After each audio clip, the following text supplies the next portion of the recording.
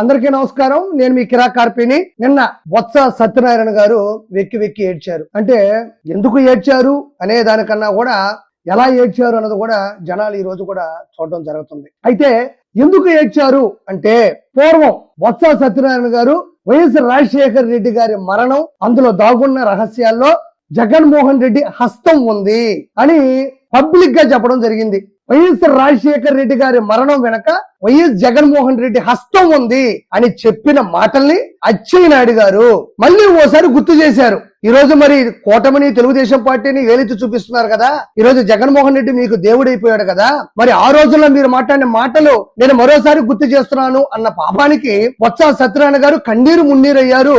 మన ఏవైతే ఉంటాయో కర్చీపులు మొత్తం కూడా తడిచిపోవడం జరిగింది. ఆ పక్కన వాళ్ళు కూడా చూస్తూ ఉన్నారు. బట్ రాష్ట్రంలో ఉన్న ప్రజలందరూ కూడా ఆయన యాక్టింగ్ చేశాడు అని చెప్పకనే చెబుతూ ఉన్నారు. కాబట్టి అసలు ఆయన చెప్పింది నిజమే కదా, ఆయన అన్నది నిజమే కదా, ప్రజలు అనుకుంటున్నది కూడా నిజమే కదా.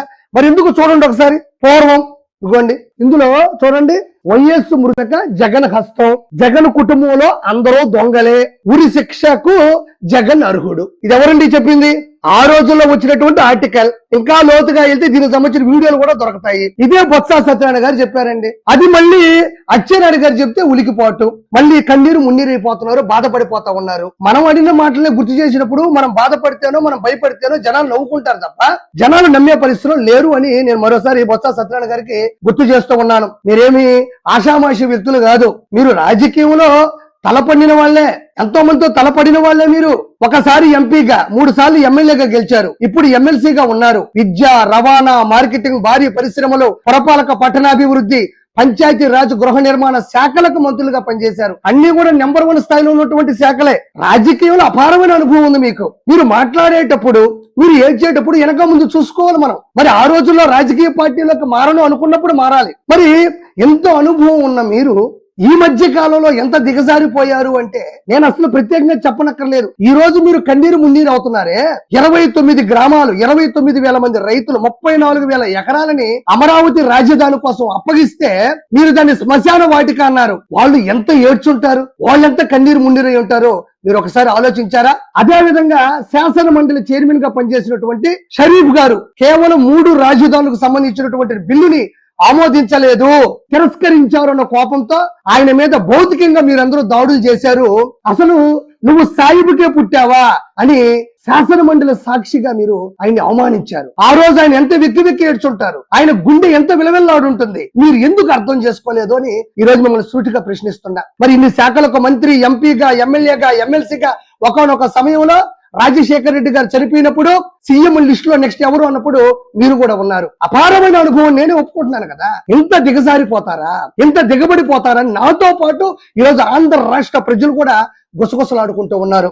దీనితో పాటు తిరుమల లడ్డూలో ఉండే కెల్తీనికి హెరిటేజ్ ఫ్రెష్ లో ఉండేటువంటి కొన్ని పరిస్థితులకి సంబంధం ఉంది అని మీరు ఆ రోజు చెప్పి నిజంగా ప్రజల మధ్యలో ప్రెస్ ముందు దొరికిపోయారు. మీరు తిరుమల లడ్డూలో వాడేటువంటి కల్తీనికి హెరిటేజ్ ఫ్రెష్ కి సంబంధం ఉందని లైవ్ లో దొరికిపోయారు. మీరు అంత అపారమైన అనుభవం ఉన్న మీరు ఇంత దిగజారిపోతారని ప్రజలు ఈ రోజు మాట్లాడుకుంటూ ఉన్నారు. ఇదే కాదు, గతంలో కాంగ్రెస్ లో ఉన్న మీరు వైఎస్ఆర్ సిపిని తొక్కేయాలి, తొంగలో తొక్కాలి అని శపథం కాసింది కూడా మీరే. పబ్లిక్ గా అందరూ వింటూ ఉండగా, అందరూ చూస్తూ ఉండగా, ఏదైతే నేమలే అది లైవ్ కదా, వైఎస్ రాజశేఖర రెడ్డి గారు బ్రాందీ తాగుతారు అని బల్లగుద్ది చెప్పింది మీరే. అది సంస్కారమా? ఒక ముఖ్యమంత్రి కాంగ్రెస్ పార్టీలో పనిచేశారు, అది ఆయన పర్సనల్ లైఫ్ కావచ్చు, అది ఆయన అలవాటు కావచ్చు, అదేం పాపం కాదు కదా.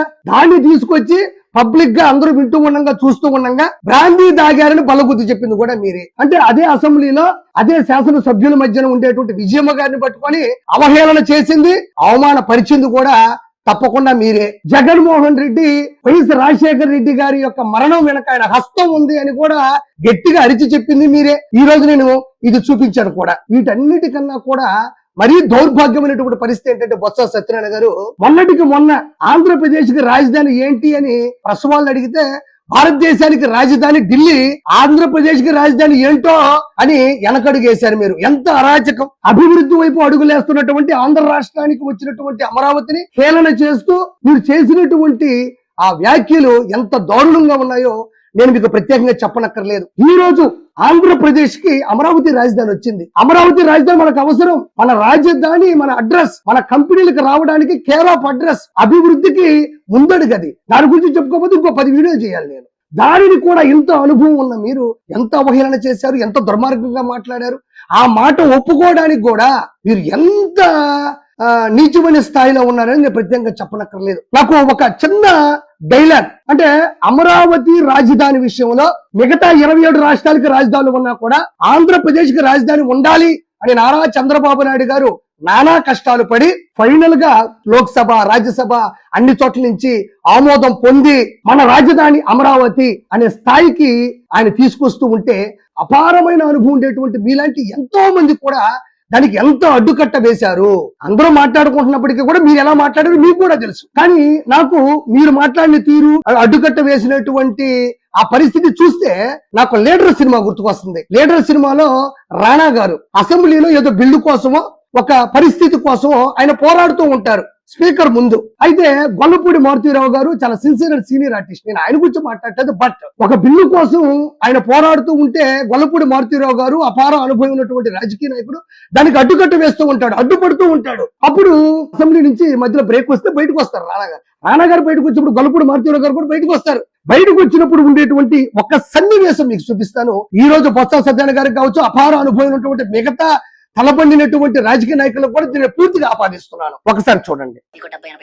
ఈ చేతులతో మీరు గాంధీ గారిని తాకుంటారు, ఆ కళ్ళతో నెహ్రూ గారిని చూసుంటారు. ఇంత తెలివి, ఇంత అనుభవం ఇవన్నీ ఎందుకు సార్? నా పైసా ఉపయోగం లేదు. అలాంటప్పుడు మీరు ఉంటే ఎంత పోతే ఎంత. అంటే ఈ సినిమాలో సీను ఎప్పుడో కొన్ని సంవత్సరాల క్రితం ఈ సినిమా చూశాను. ఆ సినిమాలో కూడా గొల్లపూడి మారుతీరావు గారు లాగే ఈ రోజు అందరూ కూడా ఇలా తయారయ్యారు. నేను ఇక్కడ గాంధీ గారిని చూశారు, నెహ్రూ గారిని తాకారు అని నేను అనుకోవట్లేదు. ఈ సినిమాలో మాదిరి చనిపోవాలని నేనేం కోరుకోవట్లేదు. కానీ ఆ వ్యక్తి పోరాడుతూ ఉంటే, అంత అనుభవం ఉండి కూడా అడ్డుకట్ట వేస్తూ ఉంటే, అతను చెప్పినటువంటి ఈ సీన్, ఈ డైలాగ్స్ కూడా ఈ రోజు ఉండేటువంటి వైఎస్ఆర్సీపీలో ఎంతో మంది మేధావులని చెప్పుకునే వాళ్ళకి ఎందుకో కొంచెం అలా రిలేటెడ్ గా అనిపించింది నాకు. అంటే నేను అనేది అదే, ఎందుకు ఇలా చేస్తూ ఉన్నారు? బొత్స సత్యనారాయణ గారు ఒకటే గుర్తుపెట్టుకోండి, మీరు ఏడ్చారు అంటే మీ వల్ల ఎంతమంది ఏడ్చారో కూడా గుర్తుపెట్టుకోండి. అపారమైన అనుభవం ఉండేటువంటి మీరు ఇలా దిగజారిపోతూ ఉన్నారు ఎందుకు అని రాష్ట్ర ప్రజలందరూ కూడా మాట్లాడుకుంటూ ఉన్నారు. కాబట్టి మనం ఏం మాట్లాడినా ఏం చేసినా కూడా ప్రజలు ఎప్పుడు కూడా మైండ్ లో పెట్టుకుంటారు, సోషల్ మీడియాలో వైరల్ అవుతూనే ఉంటాయి అవి. కాబట్టి ఒకటే గుర్తు పెట్టుకోండి, నా పేరు ఆర్పి, నా రాష్ట్రం ఆంధ్ర, నా రాజధాని అమరావతి. జై అమరావతి, జై అమరావతి, జై జై అమరావతి.